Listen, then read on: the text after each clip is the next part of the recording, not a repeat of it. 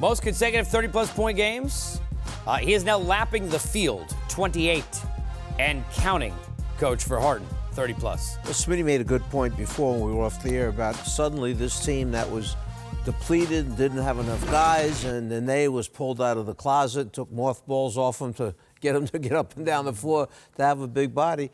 And Smitty mentioned that all of a sudden, now with what just happened, they're not bad. They're pretty deep all of a sudden. Fareed, right, has done a nice job. Austin Rivers winds up there. Stauskas, Shumpert.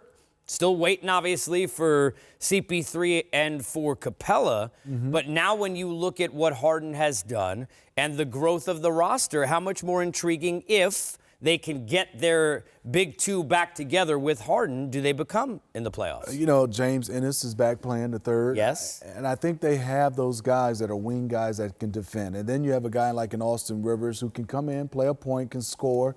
Then the bigs now, Kenneth Fareed and Clint Capella, those are not two bad bigs, and they play the similar. They can roll, set screens, they can slide their feet on pick and rolls. This team has gotten deep really quick. And it's within reason for them sitting there, even though they're in a spot now where they're a couple of games out of that 3 spot is not that far away, even though they're sitting kind of in 5 and pushing themselves up with Portland and with Oklahoma City. And, Coach, when you think about it, you know, seeding is what it is.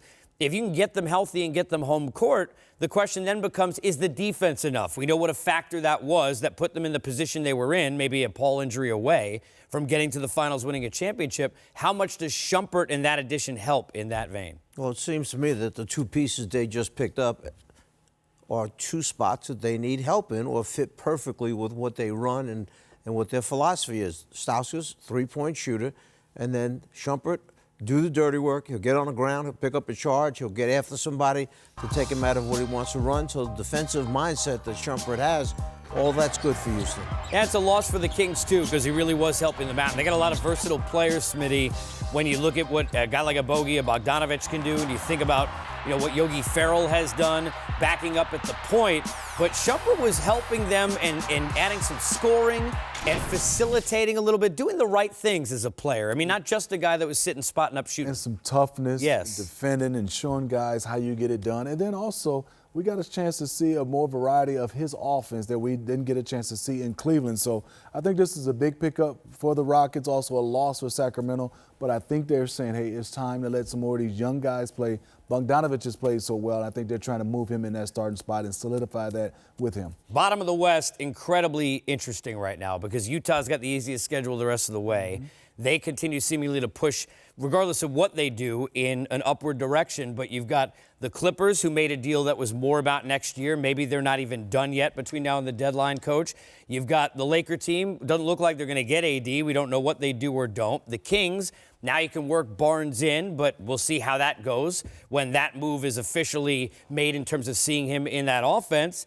Dallas, they've made moves to maybe go the other way a little bit. So it's kind of wide open now in that back end looking for that 8 seed. Let me ask you, Shumpert, a little bit of a replacement for Ariza. You think back to what they had, what they didn't have, and now they get a chance to put a piece back in that might be able to give them a little bit of that, as you mentioned, toughness. That toughness. And then you said it best. Nick Stauskas, a guy who can shoot the 3, and a guy who has size shooting the 3.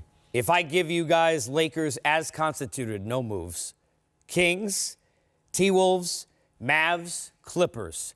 Team that stands out to you that you say, you know what, maybe they could be kind of the leader of that pack, which is all tight within a couple of games for that 8 spot. LeBron, did you say LeBron? I said LeBron. LeBron and the Lakers, if they stay the same.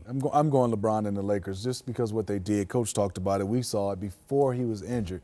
This exact team had home court advantage. I know it was early in the season, but they had built these young guys up to playing good basketball. I got to get an edge to the Lakers. The Lakers, for sure. LeBron, once everything settles in by trade deadline time tomorrow, that also settles LeBron's mind in as to, all right, here's who I have to now bring him to the finish line, get into the playoffs, see how high we can get positioning-wise.